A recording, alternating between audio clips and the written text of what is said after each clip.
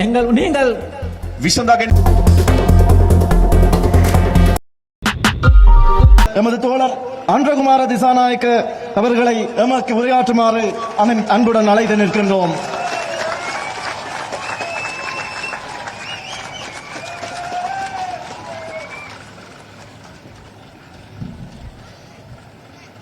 ගෞරවනීය අපේ හාමුදුරන් වහන්සේගෙන් මවිලි විතුමන්ලගෙන් කුරුක්කල් තුමන්ලගෙන් අවසරයි. வணக்கத்துக்குரிய மதமறு குருகளே,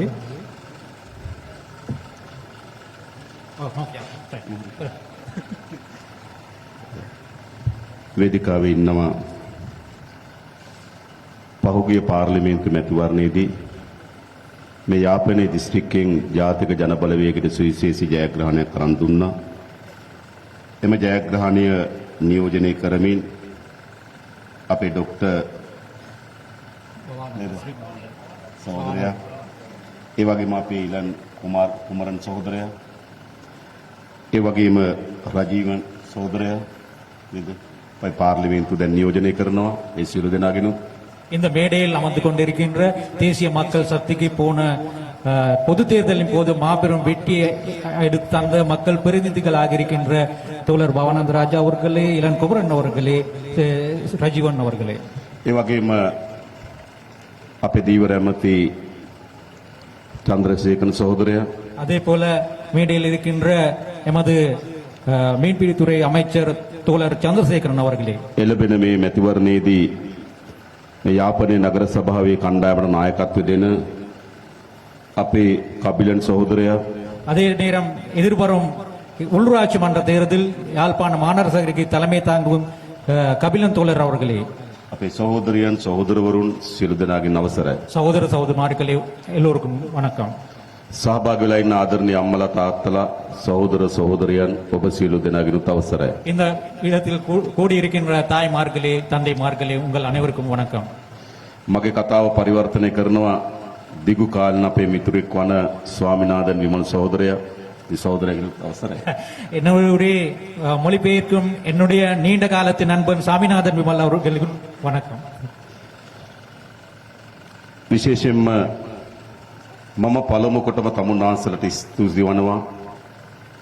ගිය සැරේ පාර්ලිමේන්තු මැතිවරණයේදී ඓතිහාසික ප්‍රතිඵලයක් මේ යාපනයේ දිස්ත්‍රික්කය ජාතික ජනබලවේගයේ ජයග්‍රහණය කරලා ලබා දීමට තමුන්නාන්සලා මැදිහත් වීම පිළිබඳව முதலாவதாக நான் உங்களுக்கு நன்றி தெரிவித்துக்கின்றேன். போன பொது தேர்தலின் போது தேசிய மக்கள் சக்திக்கு நீங்கள் வழங்கிய பெரும் வெற்றிக்காக. සාමාන්‍යයෙන් අපේ රටේ ඡන්ද වලින් කරපු දේ තමයි ජනතාව බෙදපු එක. பொதுவாகவே இலங்கையில தேர்தலூடாக செய்யப்பட்டது மக்களை பிரிக்கப்பட்டமேதான். උතුර ජනතාව දෙමළ පක්ෂ තෝරනවා, නැගෙනහිර ජනතාව මුස්ලිම් පක්ෂ තෝරනවා, දකුණු ජනතාව සිංහල පක්ෂ තෝරනවා. ඒක තමයි ඉතිහාසය. வரலாற்றில் என்ன நடந்ததுண்டா, வடக்கு மக்கள் தமிழ் கட்சிகளை தெரிவு செய்கிறார்கள், கிழக்கு மக்கள் முஸ்லிம் கட்சிகளை தெரிவு செய்கிறார்கள், தென்னிலங்கை மக்கள் வந்து சிங்கள கட்சிகளை தெரிவு செய்கிறார்கள். ඒකෙන් උනේ හැම ඡන්දයකදීම අපේ රටේ ජනතාව බෙදෙන එක. அதன் ஊடாக என்ன நடந்ததுண்டா, எல்லா தேர்தலையும் எங்கள் மக்களே பிரிக்கப்படுவதாக தான் அமைந்தது. හැබැයි පහුගිය මහමැතිවරණදී මොකද්ද සිද්ධ වුනේ? ஆனால் கடந்த பொது தேர்தலின் போது என்ன நடந்தது? උතුර ජනතාවත් දකුණු ජනතාවත් නැගෙනහිර ජනතාවත් සිංහල දෙමළ මුස්ලිම් සියලු ජනතාව தேர்வே ஜாதிக ஜனபலவேகிய. ஆனால் கடந்த தேர்தலில் என்ன நடந்தது என்றால், வடக்கு மக்கள், தெற்கு மக்கள், கிழக்கு மக்கள், சிங்கள மக்கள், தமிழ் மக்கள், முஸ்லிம் மக்கள் எல்லோரும் தேர்வு செய்யப்பட்டது தேசிய மக்கள் சக்தியை. වෙනද ඡන්දවල ජනතාව බෙදෙනවා. அடுத்து முதல் நடந்த தேர்தலின் போது மக்கள் பிரிந்து சென்றார்கள், பிளவுபட்டார்கள். ගිය සැරේදී ඡන්දෙදී ජනතාව එකතු වුණා. போன தேர்தலின் போது மக்கள் ஒன்றுபட்டார்கள். එකතුණු අපි ආයේ බෙදෙනවද? அப்படி ஒன்றுபட்ட நாங்கள் மீண்டும் பிரிந்து செல்வோமா? අපිට බෙදෙන්න ඕනද? நாங்கள் அப்படி பிரிந்து கொள்ள வேண்டிய நிலையில் இருக்கணுமா? අපිට වෙන් වෙන්න ඕනද? நாங்கள் பிரிந்து செல்ல வேணுமா? අපිට ගහමරා ගන්න ඕනද? நாங்கள் அடிபட வேணுமா? අපේ එකිනෙකා කෙරෙහි සැකෙන් ජීවත් වෙන්න ඕනද? நாங்கள் பரஸ்பரமாக சந்தேகத்துடன் வாழ வேண்டுமா? එහෙම රටක් අපිට ඕනේ නෑ.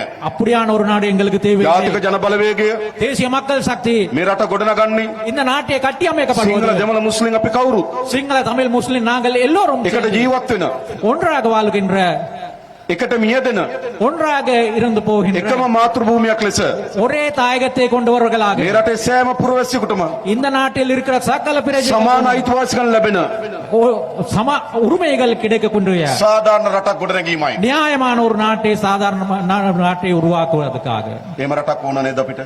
அந்த அவ்வாறான ஒரு நாட்டு எங்களுக்கு தேவையா? අපි සැකයෙන් ඉඳලා තියෙනවා. நாங்கள் சந்தேகத்திட்டு இருந்து අපි கொண்டுள்ளோம். වෛරයෙන් ඉඳලා තියෙනවා. நாங்கள் பகைமையுடன் இருந்து கொண்டுள்ளோம். අපි යුද්ධ කරගෙන තියෙනවා. நாங்கள் போர் புரிந்துள்ளோம். මොකද අපිට ඉතුරු වෙලා තිබෙන්නේ? கடைசியா என்ன எங்களுக்கு கிடைத்துள்ளது? මොකද්ද ඉතුරුනේ? என்ன கடைசியாக ආ மிஞ்சது? විනාශයට ලක් වුණු උතුරු පළාතක්.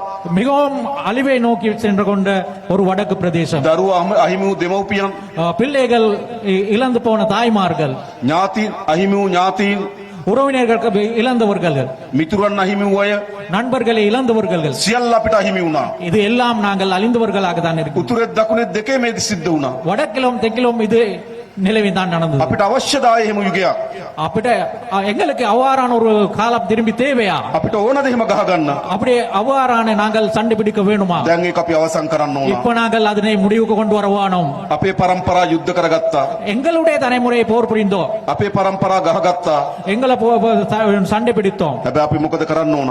ஆனால் நாங்கள் இனி என்ன செய்ய අපේ வேண்டும்? දරුවන්ගේ පරම්පරාවට எங்களுடைய பிள்ளைகளுடைய பரம்பரை යුද්ධ කරගන්න නැති රටක්, போர் புரியாத ஒரு நாடு, ගහගන්න නැති රටක්, சண்டை பிடிக்காத ஒரு நாடு, එකට සමගින් ජීවත් වෙන රටක්, ஒற்றுமையாக வாழ்கின்ற ஒரு நாடு, ජාතික ජනබලවේගයේ මේ ආණ්ඩුව ගොඩනගන බවට මම තමුන්නාන්සලා සහතික அந்த කරනවා. ஒரு நாடு தேசிய மக்கள் சக்தி உருவாக்கும் என்பதை நாங்கள் உறுதியாக கூறுகிறேன். තවදුරටත් අපේ රටේ ජාතිවාදය නැහැ. இனிமேலும் இந்த நாட்டில் இனவாதம் இல்லை. ජාතිවාදය වුණ කාටද? யாருக்கு இனவாதம் தேவையாக உள்ளது? ජාතිවාදය වුණ දේශපාලකයට. அரசியல்வாதிகளுக்கு தான் இனவாதம் தேவையாக உள்ளது. ජනතාවට ජාතිවාදය ඕනද? மக்களுக்கு இனவாதம் தேவையா? තමුන්නාන්සලා දන්නවා உங்களுக்கு தெரியும், තිස්ස විහාර කේන්ද්‍ර කරගෙන ප්‍රශ්නයක් තියෙනවා. திஸ்வபியாரை மையமாக கொண்டு ஒரு பிரச்சனை உள்ளது. මම පහුගියදා පාර්ලිමේන්තු උපදේශකාර සභාවේදී කිව්වා நான் சமீபத்தில் நடந்த நாடாளுமன்ற ஆலோசனை குழு கூட்டத்தில் கூறினேன், තිස්ස විහාරේ ප්‍රශ්නේ විසඳන්න ලේසි.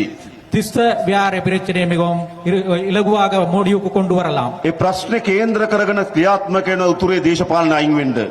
அது அந்த பிரச்சனை மையமாக கொண்டு செயல்படும் வடக்கு அரசியல் அந்த பிரச்சனையிலிருந்து விலக வேணும். ඒ ප්‍රශ්නේ මත පදනම්ව දකුණේ කරන දේශපාලන අයින් කරන්න. அந்த பிரச்சனையை வைத்துக் கொண்டு தென்னிலங்கையில் செய்கிற அரசியல் நிறுத்த வேணும்.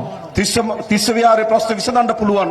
திஸ்வவியாரை பிரச்சனை ඒ தீர்வு காண මත තියෙන முடியும். දේශපාලන ඉවත් කරොත් அதன் மீது தங்கியுள்ள அரசியலை நீக்குவதும் ஊடாகத்தான் அந்த පන්සලේ හාමුදුරන් වහන්සේ அந்த வியாரையில் இருக்க பௌத்த එම ගමේ ජීවත් වෙන පුරවැසියන් அந்த ஊரில் வாழ்கின்ற பிரஜைகள், අපේ නාග විහාරේ හාමුදුරන් වහන්සේ எமது நாகவியாரில் இருக்க பௌத்த பிக்கும் அவர்கள் එකතුණුත් විසඳන්න පුළුවන්. அவர்கள் சேர்ந்தா இந்த பிரச்சனை විසඳන්න නොදෙන්න කවුද? இதுக்கு வேண்டிய யார்? කවුද? யார் දේශපාලකයා. யார் இதனை தடுக்கின்றது? ඒගොල්ලන්ට ආපහු වන ජාතිවාදය. அவர்களுக்கு மீண்டும் இனவாதம் தேவை. අපි ආණ්ඩුවක් ලෙස කිසි විටක நாங்கள் அரசாங்கம் என்ற வகையில் කිසිදු ஒருபோதும் පළාතක ජනතාවගේ எந்த ஒரு பிரதேசத்து மக்களுடைய අයිතිවාසිකම් උදුරගන්න, உரிமைகளை பறிக்கிறதுக்காக උරුමයන් උදුරගන්න உரிமைகளை பறித்தெடுக்கிறதுக்காக කිසිසේත්ම කටයුතු කරන්නේ නැහැ. ஒருபோதும் செயல்பட மாட்டோம். මේ රටේ කොතනක පුරාවස්තුවක් හම්බුණත්, இந்த நாட்டில் எந்த இடத்தில் உள்ள தொல்பொருளியல் காணக்கூடியதாக මේ රටේ இருந்தாலும், කොතනක ஐතිஹාසික නටබුන් හම්බුණත්, இந்த நாட்டில் எந்த இடத்தில் கடந்த காலத்து சார்ந்த எச்சங்களை காணக்கூடியதாக இருந்தாலும், අපි ඒවා සිංහලද දෙමළද මුස්ලිම්ද කියලාද බලන්න ඕන. நாங்கள் அது சிங்களமா தமிழ்மா முஸ்லிமா என்றா பார்க்க வேண்டுமா? ඒක වැරදි. அது தவறானது. ඒ පුරාවස්තුව දිහා අපි බලන්න ඕන. அந்த தொல்பொருள்களை நாங்க பார்க்க ඒ வேண்டியது ஐතිහාසික නටබුන් දෙස බලන්න ඕන. அது வரலாற்று ரீதியான ஒரு எச்சங்களாகத்தான், ඒක අපේ රටේම උරුමයන්. அது எமது நாட்டின் மரபுரிமையாகத்தான் நாங்கள் හැබැයි අද பார்க்க මොකද வேண்டும். වෙමින් තිබෙන්නේ? ஆனால் இந்த என்ன நடந்து கொண்டுள்ளது? පුරාවස්තුවක් මත වුණාම, ஒரு இடத்திலிருந்து ஒரு தொல்பொருளை காணக்கூடியதாக இருந்தால், ஐතිஹාසික නටබුන් මත වුණාම வரலாற்று ரீதியான இடங்களில் இருந்து வரலாற்றியான பொருட்கள் காணக்கூடியதாக ඒක இருந்தால், සිංහලද කියලා හොයනවා. அது சிங்களமாக இருக்குமா, ඒක දෙමළද කියලා அது හොයනවා. தமிழ்மாக இருக்கிறதா என்று ඒක பார்க்க, හින්දුද කියලා හොයනවා. அது ஹிந்துவா இருக்கிறதா என்று ඒක பார்க்க, බෞද්ධාගමද කියලා அது හොයනවා. பௌத்தது என்று பார்க்கிறார். දැන් අපි හොයන්නේ මොකද්ද? நாங்கள் என்ன එදා தேடுகின்றோம்? අපේ රටේ කොහොමද තිබුණේ? ஆனால் நாங்க என்ன தேட வேண்டும்? ඒ උරුමයන්ගෙන් පෙන්වන්නේ මොකද්ද? எங்கட நாடு அந்த காலத்தில் என்ன ඒ අපි மாதிரி ආරක්ෂා இருந்தது? කරගන්න ඕන. அது என்ன மாதிரி இருந்தது. අනාගත පරම්පරාව රැකලා දෙන්න ඕන. அடுத்த வரும் தலைமுறைக்கு அதனை பாதுகாக்க வேண்டும் தான் நாங்கள் பார்க்கிறது. ජාතිවාදියා බලන්න එහෙම නෙවෙයි. ஆனால் இனவாதி அப்படி பார்க்கிறது இல்லை. ඒක හින්දුද? இது ஹிந்துவாக இருக்கா, ඒක බෞද්ධද? அது பௌத்தமா இருக்கா, ඒ තමයි ජාතිවාදියාගේ ස්වභාවය. அதுதான் இனவாதியுடைய නිසා சுபாவம். මේගොල්ලන්ට ඕන වී තිබෙන්නේ කුමක්ද? எனவே அவர்களுக்கு என்ன தேவையாக உள்ளது? ජාතිවාදී කණ්ඩායම් වලට இனவாத குழுக்களுக்கு என்ன தேவையாக உள்ளது? ඒගොල්ලෝ පරාජයටපත් වුණා. அவர்கள் தோல்வி அடைந்தார்கள். ජනතාව ප්‍රතික්ෂේප කරා. மக்களால் அவர்கள் நிராகரிக்கப்பட்டார். යලි මොකද්ද වෙමින් තිබෙන්නේ?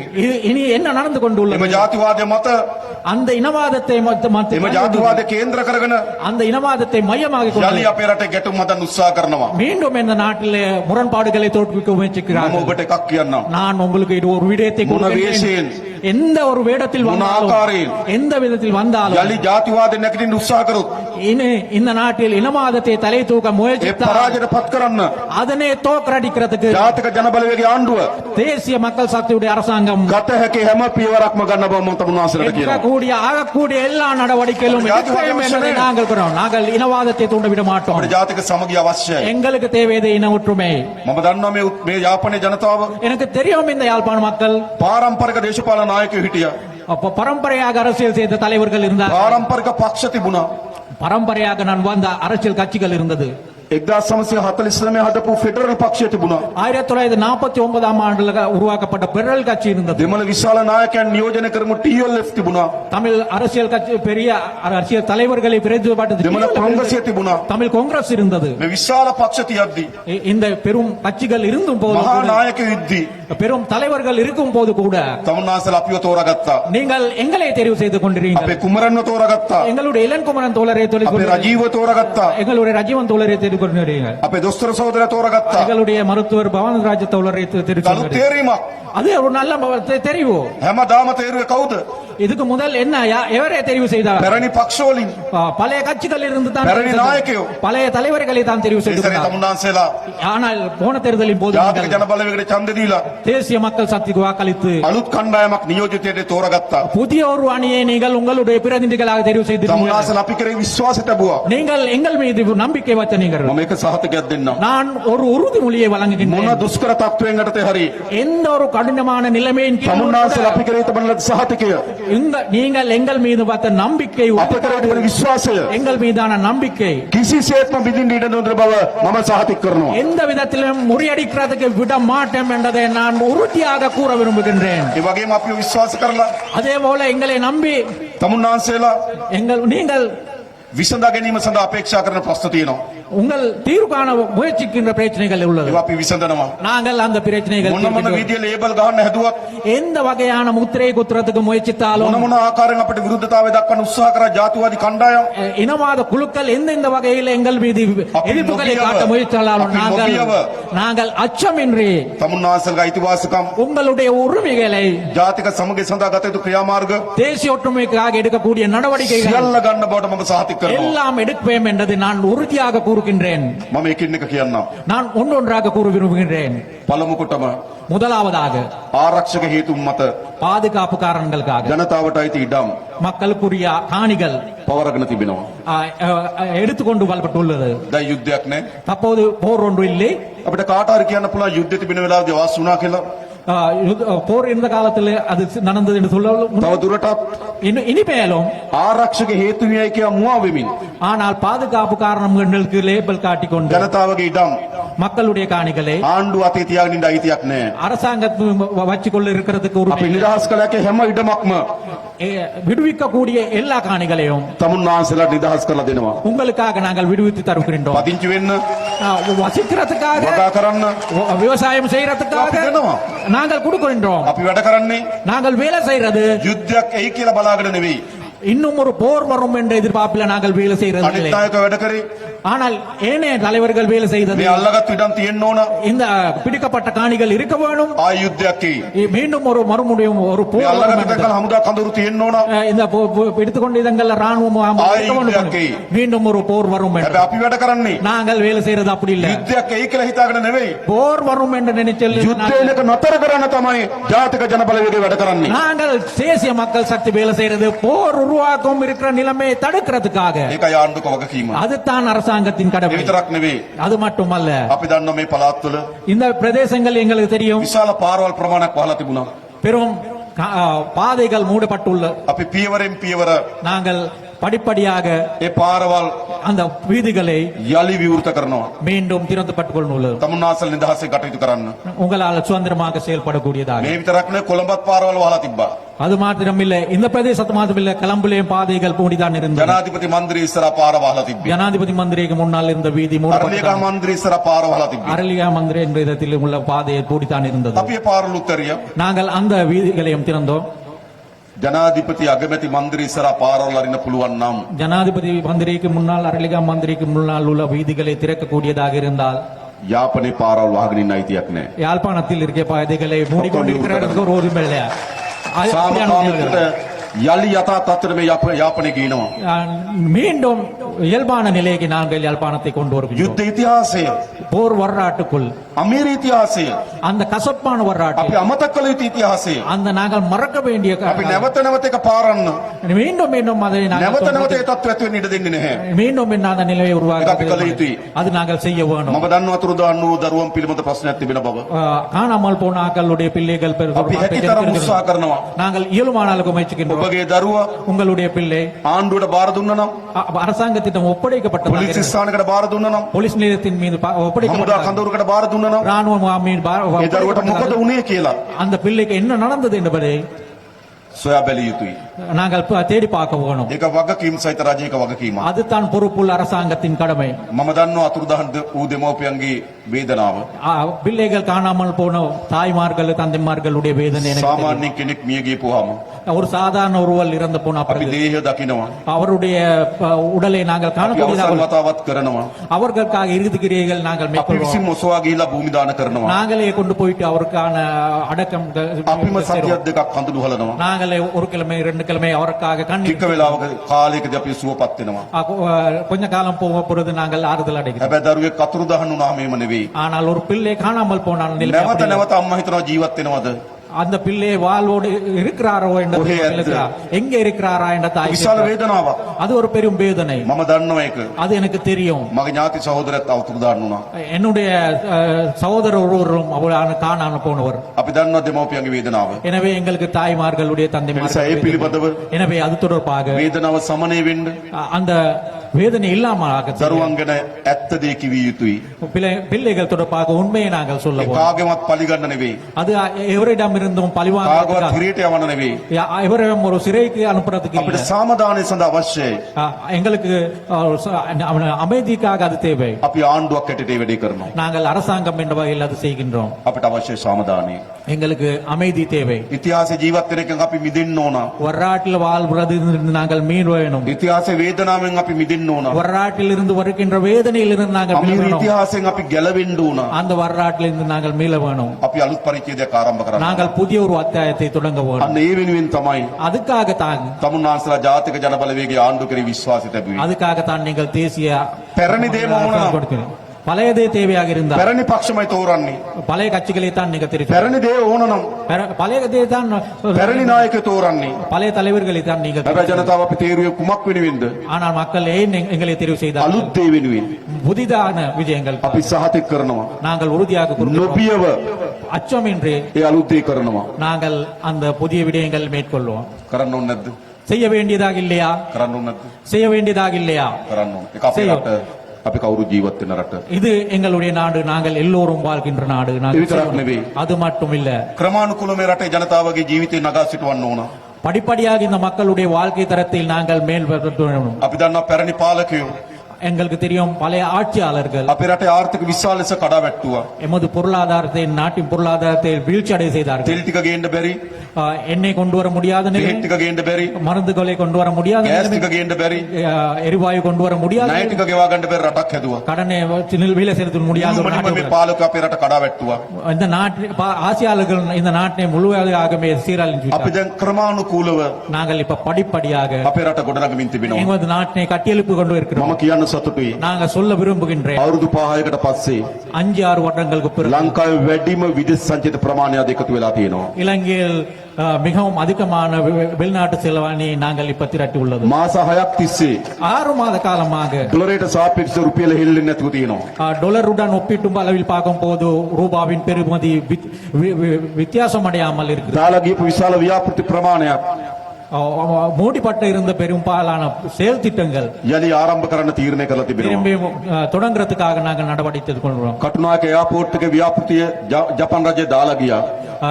கட்நாயகா உள்ள விமான நிலையத்தின் செயல் திட்டத்தை ஜப்பான் அரசாங்கம் கைவிட்டு கொண்டது. ආපහු ආරම්භ කරන්න තීරණය කරා. அதனை திரும்பி தொடங்குறதுக்காக தீர்மானித்துள்ளது. චීන රජයෙන් சீன அரசாங்கத்தால் ව්‍යාපෘති විශාල ප්‍රමාණයක් දාලා ගියා. பெரும்பாலான செயல் திட்டங்களை விட்டு අලුත් சென்றார்கள். ව්‍යාපෘති සහ පැරණි ව්‍යාපෘති 76ක් ආරම්භ කරන්න තීරණය කරලා තිබෙනවා. ஆனால் தற்போது பழைய செயல் திட்டங்களும் புதிய திட்டமாக 76 செயல் திட்டங்களை திரும்பி தொடங்குறதுக்காக நாங்கள் செயல்படுகிறோம். ඉන්දියානු රජය இந்த இந்திய அரசாங்கம் මහාව ඉඳන් ඕමන්තේ දක්වා மாவையிலிருந்து ஓமந்த் வரையான රේල් පාරේ සංඥා පද්ධති සවි කරන්න தண்டபாலத்தில் உள்ள சமீட்சை பദ്ധதி முழுமையை உருவாக்குறதுக்காக ණය මුදලක් දුන්නා. கடனை வழங்கியது. පෞගේදා මෝදි අග්‍රාමාත්‍යතුමාගේ සහභාගීත්වය සමග கடந்த மாதத்தில் நடந்த மோடி அவர்களுடைய விஜயத்துடன் கடந்த சில நாட்களுக்கு முன்னர் நடந்த மோடி அவர்களுடைய விஜயத்துடன் එම ණය මුදල ආධාරය බවට පරිවර්තනය කරා. அந்த கடனை எங்களுக்கு கொடுக்கிற அன்பளிப்பாக மாத்தி இருக்கிறார். අපි සහාය ගන්න සෑම රටකින්ම நாங்கள் எல்லா நாடுகளிலிருந்தும் உதவி එකම පරමාර්ථය பெறுகின்றவாறு මේ රට ගොඩ නැගීම. எங்களுடைய ஒரே ஒரு எதிர்பார்ப்பு இந்த එතනින් நாட்டில் අතර උනේ නැහැ. ஆனால் அதிலிருந்து நிறுத்துவதில்லை. අපි අස්වැසුම දීමනාව වැඩි කරා. நாங்கள் அஸ்வசுப்பம் கொடுப்பனவே உள்ளோம். අපි දන්නවා අස්වැසුම ලැබෙන්න ඕන සමහර පිරිසට ලැබෙන්නේ නැහැ. எங்களுக்கு தெரியும் அஸ்வசுப்பம் கொடுப்ப கிடைக்க வேண்டிய சிலருக்கு இன்னும் கிடைக்கிற இல்லை. ජූනි මාසේ ஜூன் மாதத்திலிருந்து අලුතින් புதிதாக ලක්ෂ 4කට අස්වැසුම දෙන්න අපි තීරණය කරලා තිබෙනවා. 4 லட்சம் மக்களுக்கு நாங்கள் புதிதாக அஸ்வசுப்பம் கொடுக்கறதுக்காக தீர்மானித்தோம். ජනතාව බලා ගන්න ඕන. நாங்கள் மக்களை பாதுகாக்க வேணும். අපි ඖෂධ ගේන්න සල්ලි වෙන් කරලා තියෙනවා ආණ්ඩුවෙන්. நாங்கள் அரசாங்கத்தால் மருந்துகளை கொள்ளணும் செய்யறதுக்கு හරියට වැඩ ටික කරොත් நாங்கள் சரியாக வேலை செய்தால் ආයි බෙහෙත් පෙත්තක් ඉග වෙන්නේ නැහැ අපේ ස්පිරිතාලවල. நாங்கள் அப்படி சரியாக வேலை செய்தால் மருத்துவமனைகள் ஒரு மருந்து கூட தட்டுப்பாடு வராது. අපි හදනවා මේ රට පියවරෙන් පියවර. நாங்கள் படிப்படியாக இந்த நாட்டை ඒ கட்டியெழுப்புறோம். වගේම அதே போலதான் 30000ක් රාජ්‍ය සේවයට බඳව ගන්න අපි බලාපොරොත්තු වෙනවා. 30,000 பேர் அரசு சேவைக்கு இணைந்து கொள்றதுக்கு நாங்கள் எதிர்பார்க்கிறோம். අපේ ජනතාව ඉන්නවා දෙමළ භාෂාව කතා කරන. எமது மக்கள் தமிழ் மொழி பேசுகின்ற மக்கள் இருக்கிறார்கள். හැබැයි අපේ රාජ්‍ය සේවයට ප්‍රමාණවත් නැහැ. ஆனால் அரசு சேவையில் போதிய அளவுக்கு இல்லை. ඒ නිසා බොහෝ රාජ්‍ය ආයතනවල எனவே பெரும்பாலான அரசு දෙමළ நிறுவனங்கள் භාෂාවෙන් කතා කරන අයගේ හිගයක් තියෙනවා. தமிழ் மொழி பேசுகின்றவர்களுடைய தட்டுப்பாடு இருக்கின்றன. අපි 30000ක් රාජ්‍ය සේවයට බඳව ගන්නවා. நாங்கள் 30,000 பேர் அரசு சேவைக்கு இணங்கப்படுகிறோம். අපි ඒකෙන් සැලකිය යුතු ප්‍රමාණයක් அதுல குறிப்பிட்டதக்க எண்ணிக்கை දෙමළ භාෂාවෙන් කතා කරන අය රාජ්‍ය සේවයට බඳව ගන්න අපේක්ෂා කරනවා. தமிழ் மொழியில் பேசுகின்றவர்கள் அரசு சேவைக்கு இணைந்து கொள்றதுக்கு நாங்கள் මේ எதிர்பார்க்கிறோம். අවුරුද්දේ අපි පොලිසියට 2000ක් බඳව ගන්නවා. இந்த வருஷத்தில் நாங்கள் 2,000 பேர் போலீஸ் අපි 10000ක් බඳව ගන්න සැලසුම් කරලා තිබෙනවා. நாங்கள் 10,000 பேர் இருக்கிறது. 2000ක් මේ අවුරුද්දේ බඳව ගන්නවා. அதுல 2,000 பேர் இந்த හැබැයි வருஷத்தில் තමුන්නාන්සලගේ පොලිසියේ அது அப்போது உங்களுடைய போலீஸ்ல වැඩිපුර ඉන්නේ සිංහල භාෂාව කතා කරන අය. சிங்கள மொழி பேசுகின்றவர் தான் இப்ப இருக்கிறார். දෙමළ භාෂාව කතා කරන අයගේ හිගයක් තියෙනවා. தமிழ் மொழி பேசுகின்றவர்களுடைய තමුන්නාන්සලා දරුවෝ පොලිසියට බැඳෙන්න කියලා අපි ආරාධනා කරනවා. உங்களுடைய பிள்ளைகளுக்கு போலீஸ் சேவை இணைந்து கொள்ள என்று சொல்லி මේ நாங்கள் බඳවා ගන්න 2000න් இந்த இவ்வாறு உள்வாங்கிக் கொள்ளும் 2,000 අඩුම பேர் තරමේ 500ට වඩා වැඩි ප්‍රමාණයක් குறைஞ்சபட்சம் 500க்கும் மேற்பட்டவர் දෙමළ භාෂාව කතා කරන අය බැඳින්න ඕන. தமிழ் மொழி பேசுகின்றவர்கள் இணையவானோம். තමුන්නාන්සලා පොලිසියට ගියපුවාම நீங்கள் போலீஸ் நிலையத்துக்கு போன போது දෙමළ භාෂාවෙන් කතා කරන නිලධාරියෙක් ඉන්න ඕන. தமிழ் மொழி பேசுகின்ற ஒரு உத்தியோகத்தர் இருக்க வேண்டும். දෙමළ භාෂාව තේරෙන නිලධාරියෙක් ඉන්න ඕන. தமிழ் மொழி புரிந்து கொள்ளக்கூடிய உத்தியோகத்தர் ඒක இருக்க வேண்டும். තමයි මේ රට අපේ බව දැනෙන්නේ. அப்போதுதான் இந்த நாடு எங்களுடைய நாடு ඒ என்று නිසා ඒ රාජ්‍ය සේවයටත් எனவே அரசு சேவைக்கும் පොලිසියටත් போலீஸுக்கும் විශේෂ නාවික හමුදාවට குறிப்பாக கடற்படை ගුවන් හමුදාවට விமானப்படையினருக்கு බඳවා ගන්න කටයුතු කරලා තිබෙනවා. உள்வாங்கிக் கொள்றதுக்கும் நாங்கள் செயல்படுகிறோம். அதன் போது கூட දෙමළ භාෂාව කතා කරන තරුණයන් අපි අපේක්ෂා කරනවා. தமிழ் மொழி பேசுகின்ற இளைஞர்களுடைய මේ උතුරු பங்களிப்பு. මුහුද ආරක්ෂා කරගන්න இந்த வடக்கு கடலை பாதுகாத்துக் கொள்றதுக்கு නාවික හමුදාවට විශාල කාර්යභාරයක් තිබෙනවා. கடற்படையினருக்கு பெரும் பொறுப்பு உள்ளது. ඔබගේ දරුවන් බඳවන්න உங்களுடைய பிள்ளைகள் அதுல சேர்க்கப்படும். අපිට ඕන හැම අතිම සමගියෙන් පිරිති රටක්. எங்களுக்கு தேவையான எல்லா வகையான விதத்திலும் ඒ සඳහා අපි කටයුතු කරනවා. அதுக்காக நாங்கள் செயல்பாடு ඒ කරோம். විතරක් නෙවෙයි පාසල් දරුවෝ ලක්ෂ 16කට அதனால் மாத்திரம் இல்ல பாடசாலை பிள்ளைகளுக்கு රුපියල් 14 6000 ගානේ දුන්න පාසල් පොත් උපකරණ මිලදී ගන්න. பாடசாலை உபகரணங்களை கொள்வனம் செய்யறதுக்கு 15 ரூபாய் අපි වැටුප් වැඩි කරා. நாங்கள் சம்பளத்தை அதிகரித்துள்ளோம். ආණ්ඩුවක් ලෙස අපි මොකද කරමින් තියෙන්නේ? அரசாங்கம் என்ற வகையில் என்ன செய்து கொண்டிருக்கிறோம்? මුදල් හොරකම් කරන්නේ නැතුව, கல்வி මුදල් නාස්ති කරන්නේ නැතුව, பணத்தை தெருவெடுக்கலாம், භාණ්ඩාගාරේ මුදල් එක්රැස් කරලා திரை சேகரிக்கு பணத்தை சவாலுக்கு ජනතාවට බෙදා දෙනවා. மக்களிடம் சென்றாய செய்கிறோம். සියලු නාස්ති නතර කරනවා. எல்லா வகையான விரயத்தையும் நாங்கள் நிப்பாட்டியிருக்கோம். මම පහුගියදා நான் கடந்த சில நாட்கள் முன் මේ යාපනයේ දිස්ත්‍රික් සංවර්ධන කමිටුවට ආවා. நான் யாழ்ப்பாண மாவட்ட அபிவிருத்தி குழு கூட்டத்தில் பங்கு ඒකේ යෝජනා ගණනාවක් අපිට ඉදිරිපත් වුණා. அதன் போது பல திட்ட முன்மொழிவுகள் முன்வைக்கப்பட்டது. අපි මේ හැම යෝජනාවකටම நாங்கள் அந்த எல்லா திட்ட முன்மொழிவுகளும் මේ අයවැය ලේඛනයේ මුදල් වෙන් කරා. இந்த வரவு சில திட்டத்தில் பணம் ஒதுக்கியுள்ளோம். සමහර අය මට කිව්වා சிலர் என்னிடம் சொன்னார், කංකසන්තුරේ ජනාධිපති මන්දිරයක් තියෙනවා කියලා. காங்கிரசின் துறையில் ஒரு ஜனாதிபதி மந்திரி ஒன்று இருக்கிறது என்று கூறினார். මට ඒක එපා. எனக்கு அது தேவையில்லை. ඕගොල්ලන්ට ඕන ජනාධිපති මන්දිරයක් உங்களுக்கு ஜனாதிபதி மந்திரி ஒன்று தேவையா? ඕනද? தேவையா? එපා. தேவையில்லை. ජනාධිපති මාලිගය. ஜனாதிபதி ඔව්. අපි මොකද කරන්නේ? நாங்கள் என்ன செய்ய வேணும்? අපි දිස්ත්‍රික් සංවර්ධන කමිටුවට කිව්වා நாங்கள் மாவட்ட அபிவிருத்தி குழு මේ கொடுத்தோம். යාපනයට වැදගත් වෙන ව්‍යාපෘතියක් කියන්න. இந்த யாழ்ப்பாணத்துக்கு பிரயோசனமான ஒரு ඒ விஷயம், ව්‍යාපෘතියේ මේ ඉඩම් සහ එම බිල්ඩින් අපි ලබා දෙන්න ලෑස්ති. அந்த காணியம் அந்த கட்டடத்தை அந்த செயல் திட்டத்துக்காக நாங்கள் මේ வழங்குகிறோம். ජනතාව වෙනුවෙන් වැඩ කරන්න තැන් වෙන්න ඕන. அது இந்த மக்களுக்காக வேலை செய்யறதுக்கு අපේ பயன்படுத்தும். දරුවන්ට රස්සා හැදෙන තැන් වෙන්න ඕන. அது எங்களுடைய பிள்ளைகளுக்கு தொழில் வாய்ப்பை එහෙම අපි வழங்குகிறோம். නිදහස් කරනවා ඒවා. நாங்கள் அதில் விடுவிக்கிறோம். ඊට මාර්ග සංවර්ධන අධිකාරී අධ්‍යක්ෂතුමා කිව්වා පාරවල් කැඩිලා කිව්වා. அதே நேரம் வீதிகளை வந்து பழுதான நிலையில் இருக்கிறதாக வீதி அதிகார சபை අපි මේ தலைவர் අයවැය ලේඛනයේ நாங்கள் இந்த வரவு சில திட்டத்தில் මේ පළාතට இந்த பிரதேசத்துக்கு මෑත කාලේ පාරවල් හදන්න சமீப காலத்தில் வீதிகளை புனரப்பு செய்யறதுக்கு වෙන් කරපු වැඩිම මුදල් ප්‍රමාණය අපි වෙන් කරා. மிகவும் அதிகமான பணத்தொகை මිලියන 5000. දසලක්ෂ 5000ක් වෙන් කරලා තියෙනවා පාරවල් හදන්න. அதாவது 5000 பில்லியன் ஒதுக்கப்பட்டுள்ளது. දැන් නිලධාරි මහතුරු හදන්න ඕන. இப்ப உத்தியோகஸ்தர்கள் அது செய்ய வேணும். පඩි වැඩ කරලා තියෙන හොරකන්නත් බෑ. எனவே உத்தியோகஸ்தர்களுடைய சம்பளத்தை கூட்டி கொள்வது, எனவே களவு செய்ய முடியாது. ඉතින් අපි වැඩ කරන්න ලෑස්ති වෙලා තියෙනවා. இப்ப வேலை செய்யறதுக்கு ඒ ready. විතරක් නෙවෙයි මේ යාපනයේ පුස්තකාලේ அது மட்டும் இல்லை, இந்த யாழ்ப்பாணம் பொதுசன் நூலகம் ඉතිහාසය ඉතාමත් வரலாற்றில் மிகவும் කළු கருப்பான සිදුවීමක් මේ පුස්තකාලයත් එක්ක ගැට ගහලා இந்த තියෙනවා. நூலகத்துடன் தொடர்புடையதாக கருப்பான ஒரு சம்பவம். 83 බොහෝ දේවල් 81 බොහෝ දේවල් විනාශ වුණා. 1986 ஆண்டு பல அழிந்து போனது. පුස්තකාලයක් විනාශ කිරීම ஆனால் ஒரு நூலகத்தை அழிக்கிறது අපේ හැම කෙනාගේම හදවත් පෑරුවා. எங்களுடைய எல்லோருடைய இதயத்தை வேதனைப்படுத்த விதமாக පුස්තකාලයකට ගිනි තැබීම තමයි ஒரு நூலகத்தை கொளுத்துறது தான், ජාතිවාදයේ උච්චතම අවස්ථාව. அதுதான் இனவாதத்தின் உச்சகட்டம். අපි මේ අවුරුද්දේ நாங்கள் இந்த வருடத்தில் රුපියල් කෝටි 10ක් அதாவது 10 கோடி ரூபாய் වෙන් කරා ஒதுக்கப்பட்டுள்ளோம். පුස්තකාලේ පහසුකම් ටික හදන්න. நூலகத்தில் வசதிகள் ඒ දරුවන්ට කියවන්න, இந்த பிள்ளைகளுக்கு දරුවන්ට ඉගෙන ගන්න. படிக்கிறதுக்கு එහෙමයි අපි ආණ්ඩුවක් වැඩ කරනවා. அப்படித்தான் நாங்கள் அரசாங்கம் இது தரப்பு நடத்துகிறோம். அது மட்டுமல்ல, මේ නගර සභා බිල්ඩින් එක இந்த நகர சபை கட்டடம் විශාල බිල්ඩින් එකක් තියෙනවා. பெரிய ஒரு கட்டடம் ஒன்று உள்ளது. හැබැයි මොකවත් වැඩක් වෙන්නේ නැහැ. ஆனால் எந்த ஒரு வேலையும் நடக்கிறதாக இல்லை.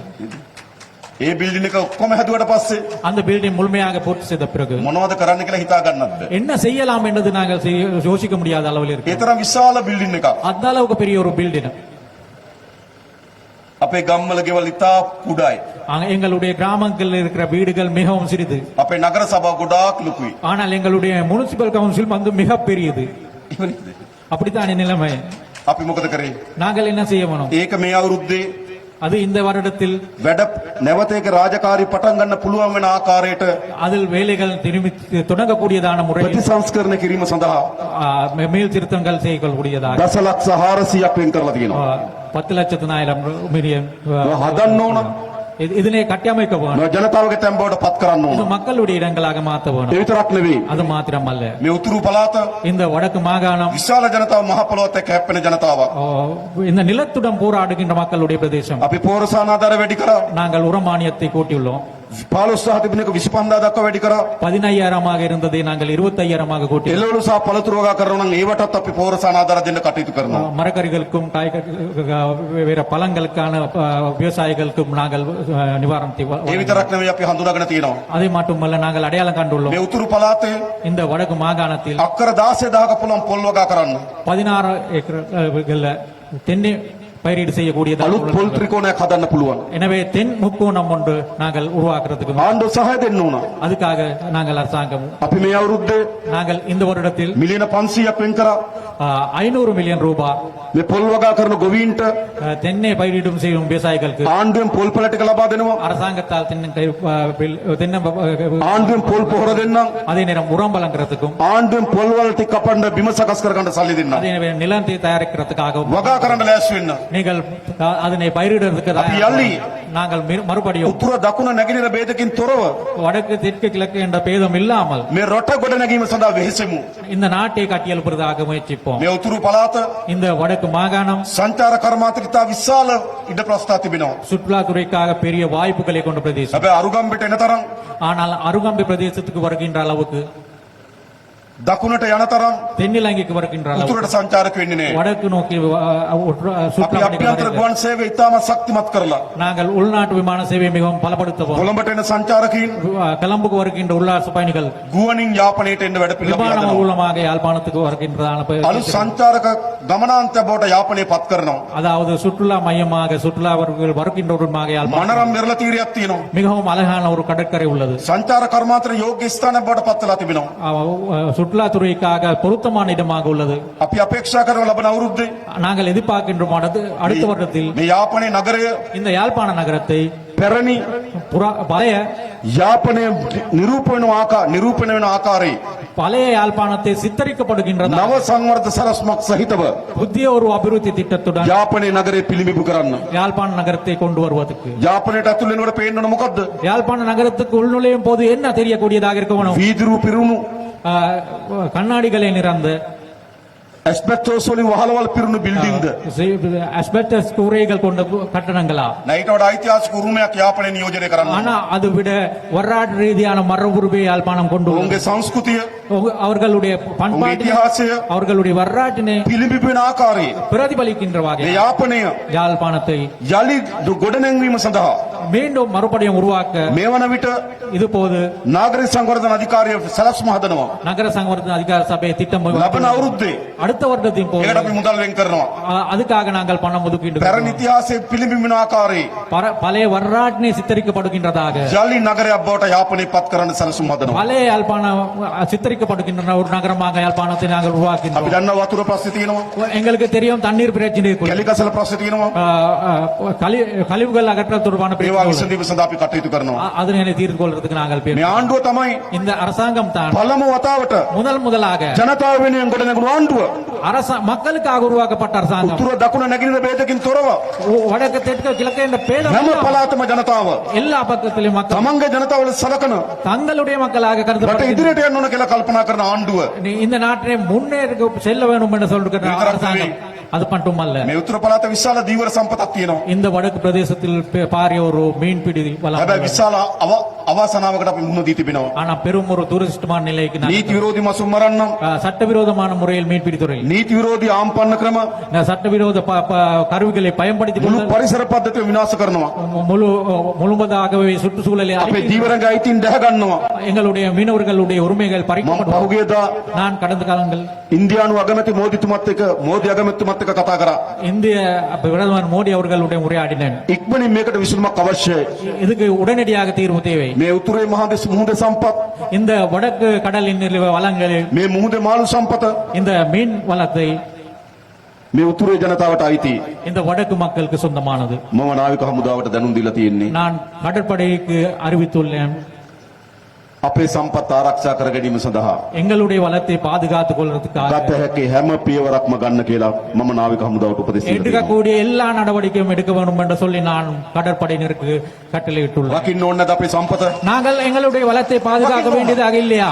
තමුන්නාන්සලා අපිට ඡන්දෙ දීලා நீங்கள் எங்களுக்கு வாக்களித்து අපි ආණ්ඩුවක් දුන්නා. எங்களுக்கு அரசாங்கத்தை வழங்கினோம். අපි මොකද කරන්න ඕන? நாங்கள் என்ன செய்ய வேணும்? ආණ්ඩුවේ තියෙන බලය තමයි அரசாங்கத்தில் உள்ள එම அதிகாரத்தை සම්පත් ආරක්ෂා කරලා அந்த வளங்களை பாதுகாப்பு එම ජනතාවට උරුම කරලා දෙන එක. அந்த மக்களுக்கு உரியதாக்குறது. අන්න ඒ දේ කරන්න අපි මැදිහත් වෙනවා. அது செய்யறதுக்கு நாங்க ඒ தலையிடுகின்றோம். වගේම අපි දන්නවා அதே மாதிரி எங்களுக்கு தெரியும் විශේෂයෙන් 1983 ඉඳන් குறிப்பாக 1983 இருந்து විශාල දෙමළ ජනතාවක් மிக அதிகமான தமிழ் மக்கள் මේ රට අත්හැරලා ගියා. இந்த நாட்டை விட்டு சென்றார்கள். අද தற்போது ලෝක විශාල ව්‍යාපාරිකයන් බවට පත් වෙලා තිබෙනවා. அவர்கள் உலகத்தில் பெரும் வியாபாரிகள் විශාල ධනෙ තියෙන අය බවට පත් වී තිබෙනවා. மாறி இருக்கிறார்கள். මම මේ සියලු දෙමළ ඩයස්පෝරාවට ආරාධනා කරනවා. டயஸ்போராவில் இருக்க அனைத்துவருக்கும் ඔබගේ ඥාතීන් ඉන්න බිම உங்களுடைய உறவினர்கள் இருக்கின்ற ඔබ ඉපදුණු බිම நீங்கள் வளர்ந்த பிறந்த ඒ බිම ගොඩනගන්න இந்த நிலத்தை கட்டியெழுப்புறதுக்கு ඒ ජනතාවගේ ආර්ථිකය ගොඩනගන්න அந்த மக்களுடைய பொருளாதாரத்தை පුළුවන් තරම් ආයෝජනය කරන්න இயலுமான அளவுக்கு முதலீடு செய்ய යලි උතුරට එන්න කියලා අපි ආරාධනා කරනවා.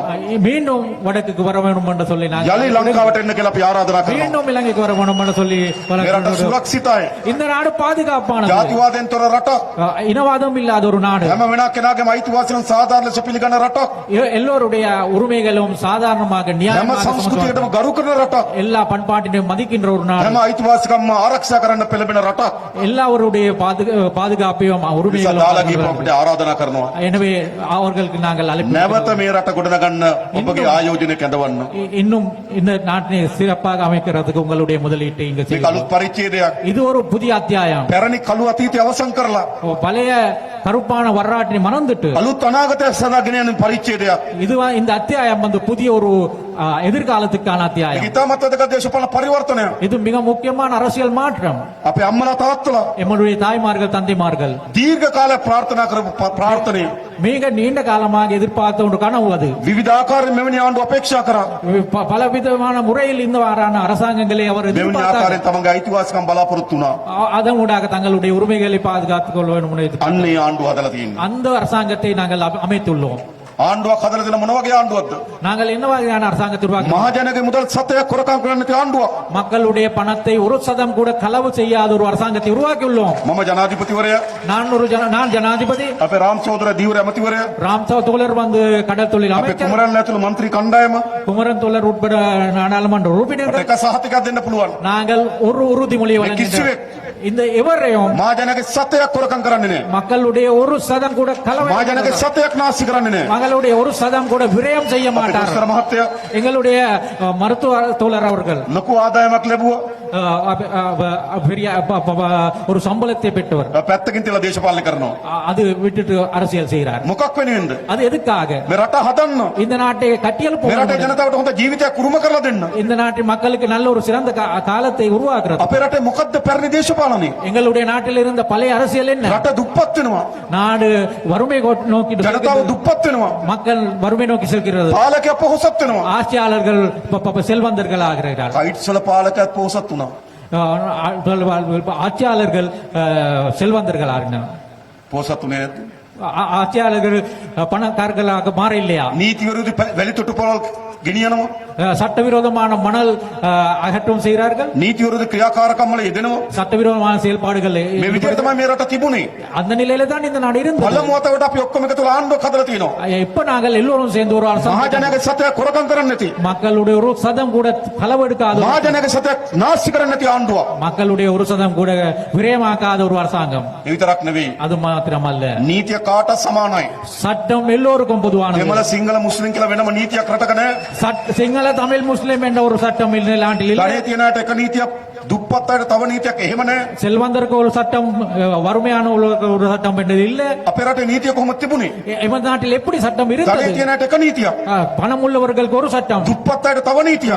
வறுமை உள்ளவர்களுக்கு வேற ஒரு சட்டம். ඒ යුගයේ අවසන්. அந்த காலம் முடிந்து விட்டது. දැන් තමුන්වහන්සේලා බලන්න. நீங்கள் இப்ப பாருங்கள், පෞගේ දවස්වල கடந்த சில நாட்கள்ல ලියාපදිංචි නොකළ වාහන විශාල ප්‍රමාණයක් අහු වෙනවා. பதிவு செய்யப்படாத வாகனங்கள் நிறைய பிடிபட்டு கொண்டுள்ளது. සාමාන්‍ය ගමේ කෙනෙක් உதாரணமாக எடுத்துக்கொண்ட ஒரு கிராமம் අංක තාඩුවක් නැතුව බයිසිකලයක් පාරට දාන්නේ. ஒரு நம்பர் பிளேட் இல்லாத ஒரு மோட்டார் சைக்கிள் ரோட்டுக்கு கொண்டு போனாலும், හැබැයි ඇමතිවරු ஆனால் அமைச்சர்கள் என்ன ලොකු වාහන පාරට දානවා ලියාපදිංචි කරන්නේ නැතුව. ஆனால் அமைச்சர்கள் என்ன செய்திருக்கிறார்கள் என்றால், பதிவு செய்யப்படாத பெரிய ஒரு வாகனங்கள் ரோட்ல போய்க்கொண்டு, ඒගොල්ලන්ට නීතිය නැහැ. அவர்களுக்கு சட்டம் இல்லை. නීතියට උඩින් හිටිය අපේ රටේ පාලකයෝ. ஆட்சியாளர்கள் சட்டத்துக்கு விட உயர்ந்த நிலையில் இருந்தார்கள். ලංකාවේ පළමු වතාවට இலங்கை முதன் முதலாக කාට සමාන නීතියක් තියෙන රටක් හදලා තියෙනවා. எல்லோருக்கும் பொதுவான சட்டம் உள்ள நாட்டை நாங்கள் உருவாக்கியுள்ளோம். දැක්කනේ පහුගිය දවස්වල நீங்க கடந்த காலத்தில் வாழ்ந்திருக்கோம். පොලිස්පති පොලිසියට බය හැංගිලා හිටියා. அதாவது போலீஸ் மா அதிபர் போலீஸுக்கு பயந்து பதுங்கி இருந்தார். පොලිස්පතිට හැංගෙන්නවා කියන්නේ அதாவது போலீஸ் மா அதிபரே பதுங்கி இருக்க வேண்டிய நிலைமை නීතිය இருக்கும். කාට සමානයි. சட்டம் எல்லோருக்கும் பொதுவானது என்றுதான். නීතියේ භාගයට නීති නැහැ. அதாவது அறவாசிக்கு சட்டம் හැම என்பது කෙනාටම නීතිය එක සමානයි. எல்லோருக்கும் சட்டம் பொது. ඕන්න දෙම රටක් அவ்வாறு நாடு தேவையா? අර හැපැත්ත උතුරු මැද පළාතේ எங்களுக்கு இதுக்கு பக்கத்தில் இருக்க வட மத்திய மாகாணம் මහ ඇමතිවරයෙක් හිරේ ගියා. முதலமைச்சர் சிலைக்கு போனார். ආණ්ඩුවට කරපු පාඩුව ලක්ෂ 26යි.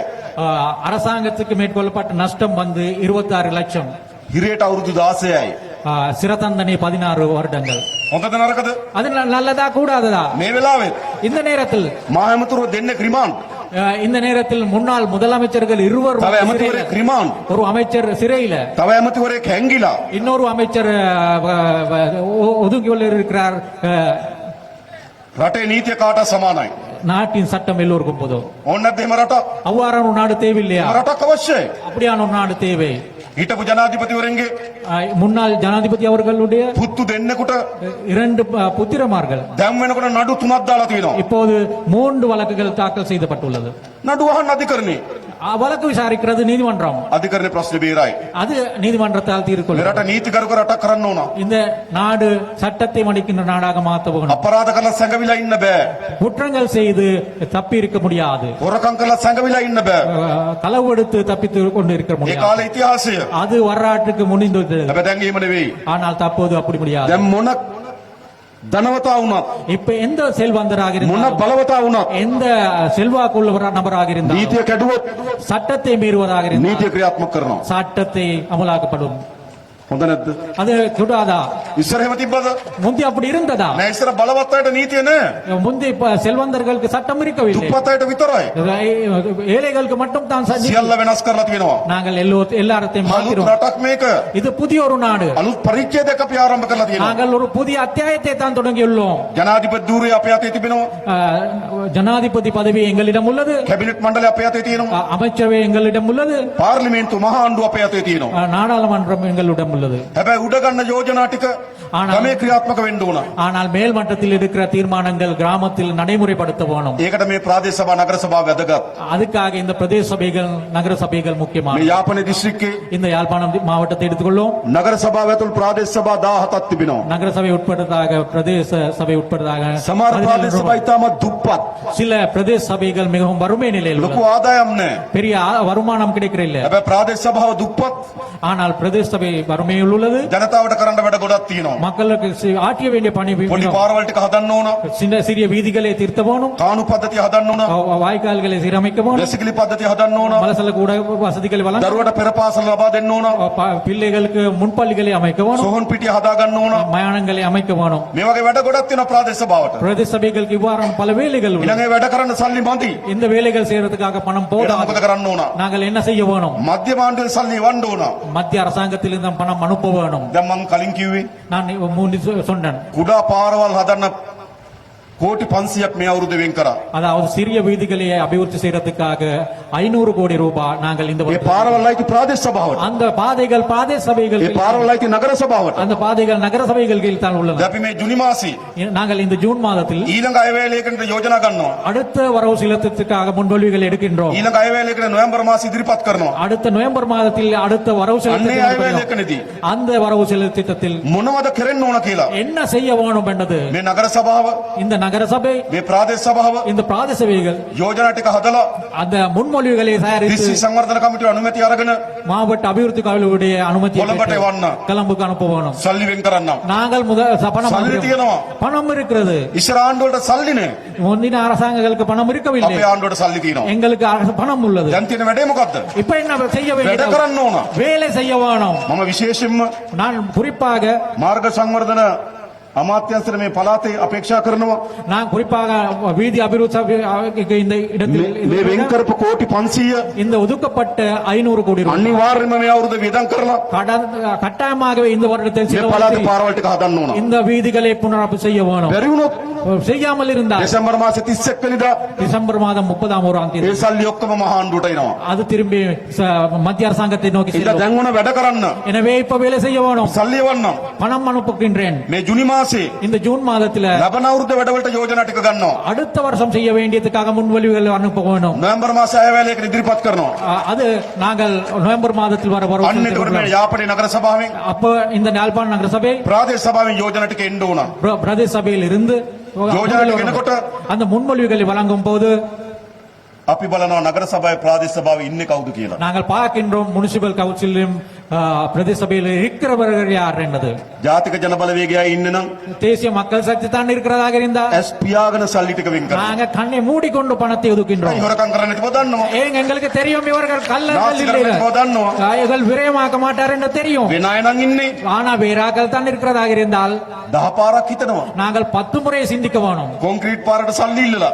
கான்கிரீட் வீதிக்கு காசு போது පාරට කොන්ක්‍රීට් ටිකයි. பாதைக்கு கொஞ்சம் கொண்டுகிறோம். සභාපතිගේ සාක්කුවට ගොඩයි. ஆனா தலைவருடைய பாக்கெட்டுக்கு அதிக பணமும் போகிறது. එහෙම නේද වෙන්නේ? அப்படித்தானே நடந்தது. එහෙම කරන්න දෙන්නේ නැහැ සල්ලි. அப்படி செய்யறதுக்கு நாங்கள் பணம் முடக்க මත மாட்டோம். වෙන්න ඕනකම තියෙන්නේ. எது எனக்கு வேணும்? අන්න මහා ආණ්ඩුව කරන වැඩේට அதாவது மத்திய அரசாங்கம் செய்யற வேலைக்கு සමාන වැඩේ කරන්න ප්‍රාදේශ සභාව වුණා. அதே மாதிரி வேலை செய்கின்ற பாதி சபைகள் வேணும். මහා ආණ්ඩුව හොරකම් කරන්නේ නැහැ. மத்திய அரசாங்கம் களவெடுக்காம இருக்கும் போது නගර සභාව ප්‍රාදේශ සභාව හොරකම් කරන්නත් බෑ. எனவே நகர சபையும் பிரதேச சபையும் මහා ආණ්ඩුව නාස්ති කරන්නේ නැහැ. மத்தியம அரசாங்கம் வந்து ප්‍රාදේශ සභාව නාස්ති කරන්නේත් නැහැ හොරකම් කරන්නේත් නැහැ. நகர சபையும் பிரதேச சபையும் விரயம் செய்யக்கூடாது. මහා ආණ්ඩුව වැඩ කරනවා. மத்திய அரசாங்கம் வேலை செய்து கொண்டு இருக்கும் නගර போது සභාව ප්‍රාදේශ සභාවත් වැඩ කරනවා. நகர சபையும் பிரதேச சபையும் வேலை செய்யும். එහෙනම් දෙන්න ඕන කාටද? அப்ப யாருக்கு வாக்களிக்க வேணும்? ජාතික ජන බලවේගය. தேசிய மக்கள் சக்திக்கு. මහා ආණ්ඩුව හොරකම් කරන්නේ නැහැ. தேசிய மக்கள் சக்தி களவெடுக்க மாட்டார். ප්‍රාදේශ සභාව හොරකම් කරනවා. ஆனால் பிரதேச சபை මහා களவெடுக்க ආණ්ඩුව නාස්ති කරන්නේ නැහැ. தேசிய மத்திய அரசாங்கம் களவெடுக்காம இருக்கும் போது ප්‍රාදේශ සභාව නාස්ති කරනවා. பிரதேச சபை களவெடுக்கிறதாக මහා ආණ්ඩුව වැඩ කරනවා. மத்திய அரசாங்கம் வேலை செய்து கொண்டு போகும் ප්‍රාදේශ සභාව කකුලෙන් අදිනවා. பிரதேச சபை வந்து அதுக்காக தடையாக இருக்கும் போது වෙන අයට දුන්නොත් වෙනදී. அதுதான் நடக்கும். வேறாக்களுக்கு கொடுத்தா කරනවද එහෙම? நீங்கள் அப்படி செய்றீங்களா? අපේ සහෝදර කියන්නේ. அதுதான் நீங்கள் சொல்ல போனோம். 17ම. 17 சபைகளும் කුමරු සහෝදරය. 16 17ම දිනනවා. நாங்கள் 17 பெற்றோம். අලුත් පරිච්ඡේදයක් අපි ආරම්භ කරනවා. நாங்க புதிய ஒரு அத்தியாயத்தை මහා தொடங்குவோம். ආණ්ඩුවෙන් සල්ලි එනවා. மத்திய அரசாங்கத்திலிருந்து பணம் ප්‍රාදේශ සභාව සල්ලි එකතු කරගන්නවා. பிரதேச சபை ஊடாகவும் பணம் திரட்டப்படும். ඒ ටික පරිස්සම් කරලා அதனை நாங்க பாதுகாத்து පළාතේ වැඩ ටික කරන්න. பிரதேசத்தை வேலைகள் செய்ய පළාතේ වැඩ ටික මෙහෙවන්න. பிரதேச வேலைகளை நெறிப்படுத்துறதுக்கு ජාතික ජන බලවේග නගර සභාව ප්‍රාදේශ සභාව බාර දෙන්න. தேசிய மக்கள் சக்திக்கு பிரதேச சபையும் நகர சபையும் ஒப்படைக்குவா. මම හිතන්නේ நான் நினைக்கின்றேன் අපිට දෙන්නේ නැත්තම් මේ රටේ බලය எங்களுக்கு இந்த ஆட்சி கொடுக்காமல் இருந்தால் කාටද දෙන්නේ? நீங்கள் யாருக்கு கொடுக்குறீங்கள்? නමක් කියන්න. ஒரு கட்சி சொல்லுங்க, පක්ෂයක් කියන්න. ஒரு கட்சி ஒரு பேர் சொல்லுங்க. දැන් ඔක්කොම අවසන්. இது எல்லாம் முடிந்தது. මේ රටේ අනාගතය තියෙන්නේ இந்த நாட்டில் මේ எதிர்காலம் ජාතික உள்ளது ජන බලවේගය මත. தேசிய மக்கள் சக்தி மீது. නැවත මම இன்னும் විශේෂ විශ්ෘතිවන්ත වෙන්න ඕන තමුන්නාන්සලට. மறுபடியும் நான் உங்களுக்கு நன்றியை தெரிவித்துக் கொள்கிறேன். අපි දකුණේ සිංහල ජනතාවත් එක්ක நாங்கள் தென்னிலங்கை சிங்கள மக்களுடன் දීර්ඝ කාලයක් දේශපාලනය කරා. நீண்ட காலமாக அரசியல் செய்துள்ளோம். අපි මහන්සි වුණා. நாங்கள் முயற்சித்துள்ளோம். ගෙවල් වලට ගියා. வீடு வீடாக சென்றோம். ගම්වල රැස්වීම් තිබ්බා.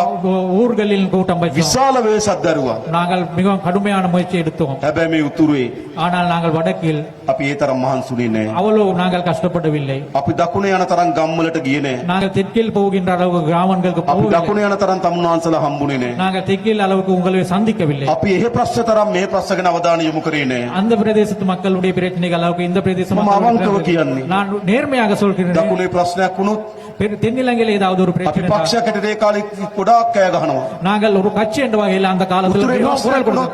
வடக்கில் பிரச்சனையும் போது ඒක අපිට පමා වෙලා ඉන්නේ. அது எங்களுக்கு தாமதமாகி தான் ஆகக்கூடிய ඔක්කොම තිබියදී அப்படியான ஒரு நிலைமையில் கூட තමුන්නාන්සලා අපිව විශ්වාස කරා. அந்த நிலைமையில கூட நீங்கள் எங்களை நம்பினோம். ඒක විශේෂ විශ්වාසයක්. அது ஒரு சுரிப்பான ஒரு நம்பிக்கை. අපි දැඩිව විශ්වාස කරනවා. நாங்கள் குறிப்பாக நம்பிக்கை මේ வைத்துள்ளோம். අල්ලගත්තු අත நீங்கள் பிடித்த இந்த கையை ආපහු අත්හරින්නේ නැති බව. நாங்கள் ஒருபோதும் நீங்கள் கைவிட மாட்டோம் என்ற நம்பிக்கை අත්හරිනවද මේ எங்களுக்கு- දෑත? நீங்கள் கைவிட போறீங்களா? අපි අත්හරිනවද මේ දෑත?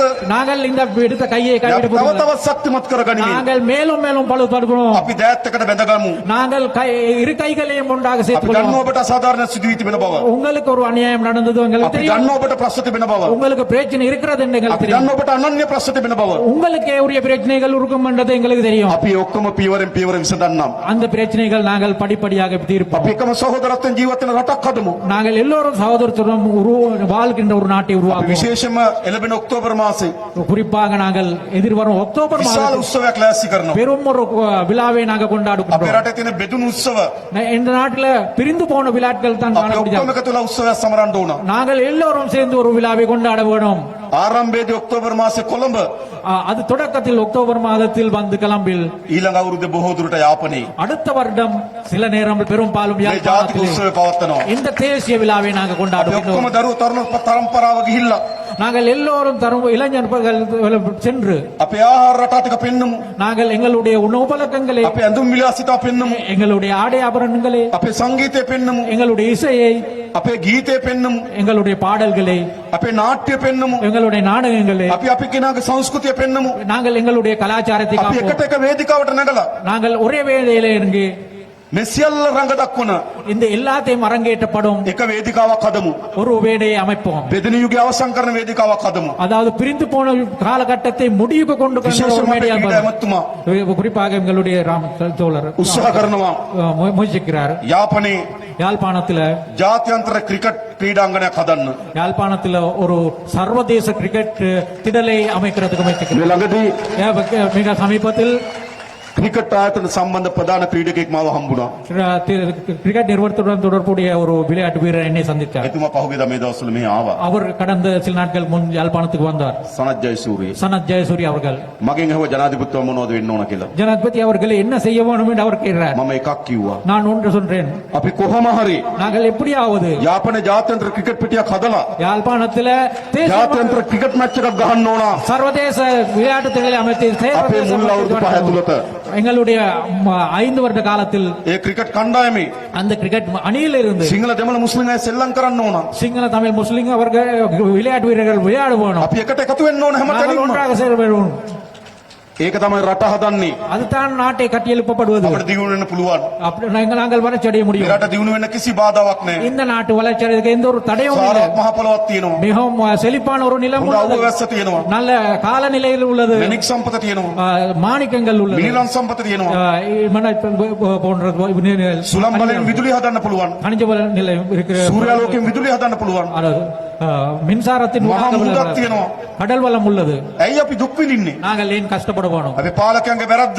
ஆட்சியாளர் உழைப்பில අපේ දේශපාලකයන්ගේ වැරද්ද. எங்களுடைய அரசியல்வாதிகளுடைய අපි තවදුරටත් දුක් විඳින ජාතියක් විය යුතු නැහැ. இன்னும் நாங்களும் இன்னும் අපි මේ රට கஷ்டப்படுகின்றோம். හදන්න ඕන. நாங்கள் இந்த நாட்டை අපි கட்டியெழுப்போம். ආයෝජන මණ්ඩලයත් එක්ක සාකච්ඡා කරලා நாங்கள் முதலீட்டு சபையுடன் கலந்துரையாடி විශේෂ කර්මාන්ත කලාප 3ක් හදන්න අපේක්ෂා කරනවා යාපනයේ. சிறப்பாக கைத்தொழில் பேட்டைகள் மான்குளம், 3 வடக்குல காங்கேசன்துறை, மான்குளம், காங்கேசன்துறை, මාංකුලෙන් කංකල්තුරේ තව එකක් තියෙනවා අපි.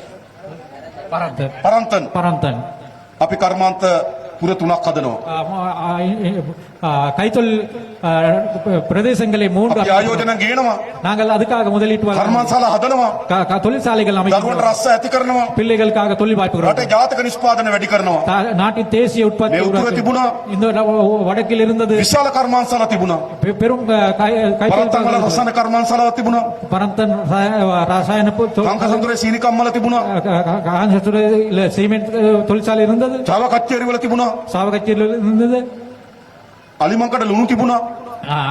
ஆணையர்வல்ல உப்பளம் இருந்தது. මොකද උන් ඔක්කොම විනාශ වෙලා තියෙන්නේ. அது எல்லாம் அழிந்து இருந்தது. යලි මේ රට හදනවා. நாங்கள் இந்த நாட்டை மீண்டும் අපි ඒක පටන් ගමු. நாங்கள் அதெல்லாம் செய்கின்றோம். අපි බෙදෙන්නේ නැතුව, நாங்கள் பிரிந்து போகாமல், අපි ජාතිවාදයට ගොදුරු වෙන්නේ නැතුව, நாங்கள் இனவாதத்துக்கு இரையாமல், අපි සමගියෙන් සහෝදරත්වයෙන් ඉන්න රටක් හදමු. நாங்கள் ஒற்றுமையாகவும் சகோதரத்துவமாக இருக்கும் ஒரு நாட்டை உருவாக்குவோம். අදත් නාග විහාරයේ පන්සලට இன்னும் நாங்கள் பௌதாலயத்துக்கு දෙමළ ජනතාව එනවා. தமிழ் மக்கள் வருகிறார்கள். දානේ ලබා දෙනවා. தானம் வழங்குகிறார்கள். අපි සහෝදරන් හැටියට ජීවත් වෙනවා. நாங்கள் சகோதரர்களாக நல்லதாக வாழ்கிறார். හැබැයි අපේ සහෝදරකම නරක කාටද? ஆனால் எங்களுடைய இந்த சகோதரத்துவம் பகைமையாக உள்ளது අපි யாருக்கு? විරසක් කරන්න ඕන කාටද? எங்களை பகைத்துக் கொள்ள வேண்டியது අපි தேவையாக බෙදන්න ඕන කාටද? எங்களை பிரிக்க வேண்டியதாக இருக்கிறவர் யார்? ජනතාවට නෙවෙයි. மக்களுக்கு அந்த தேவை இல்ல, දේශපාලකයට. அரசியல்வாதிகளுக்கு தான் அது මේ உள்ளது. දේශපාලකයා තමයි இந்த அரசியல்வாதி தான் මේ ජාතිවාදයේ හිටියේ. இந்த இதவாதத்துடன் இருந்தது. මට මතකයි මම පොඩි කාලේ எனக்கு ஞாபகம் என்ன, நான் இந்த சிறியோர் අපේ பாராட்டு. දුම්රිය ස්ථානේ අපේ දුම්රිය ස්ථාන ස්ථානාධිපතිතුමා දෙමළ எங்களுடைய ஊர்ல போயிரத்து நிலை பொறுப்பு அதிகாரியாக இருந்தவர் මගේ தமிழ். ඉස්පිරිතාලේ දොස්තර මහත්තයා දෙමළ என்னுடைய ஊர்ல இருந்த மருத்துவமனையில் අපේ மருத்துவர் අපච්චි වැඩ தமிழ். කරේ මිනින්දෝර දෙපාර්තමේන්තුවේ என்னுடைய தந்தை வந்து நில அளவை திணைக்களத்தில் வேலை මිනින්දෝර செய்தவர். මහත්තයා දෙමළ அதுல இருந்த நிலவேல்வையாளர் தமிழ் ஒருவர். අපි හොඳට හිටියා நாங்கள் ஒற்றுமையாக இருந்தோம், ප්‍රශ්න තිබුණේ නෑ எங்களுக்கு இடையில பிரச்சனை හැබැයි இருக்கவில்லை. දේශපාලක මේ ප්‍රශ්න හැදුවා ஆனால் அரசியல்வாதிகள் இந்த பிரச்சனைகள் යලියේ යුගයේ අවසන් ஆனால் அந்த காலம் முடிந்து விட்டது. අලුත් පරිච්ඡේදයක් இது ஒரு புதிய அத்தியாயம், අලුත් රටක් புதிய ஒரு நாடு, අලුත් යුගයක් இது ஒரு புதிய காலம். අලුත් යුගයක් නෙවෙන්නේ කොහොමද இது புதிய காலமாக இல்லாம இருக்கிறது දකුණේ எப்படி? ඉපදුණු මට தென்னிலங்கையில் பிறந்த எனக்கு, සිංහල භාෂාවෙන් කතා කරන මට சிங்கள மொழியில் பேசுகின்ற எனக்கு, ඔබ දහස් ගණන් එකතු වෙලා நீங்கள் ஆயிரக்கணக்கானவர் සමන් சேர்ந்து දෙමින් ඉන්නවා நீங்க கேட்டுக்கொண்டிருக்கிறார்கள். අපේ සහෝදරත්වය නෙවෙයිද இது இதுதான் අපේ தோழமை, විශ්වාස නෙවෙයිද இதுதான் நம்பிக்கை, අපේ බැඳීම නෙවෙයිද இதுதான் எங்களுக்குள்ளே பற்று. යලි මේක බෙදෙන්න දෙන්නේ නෑ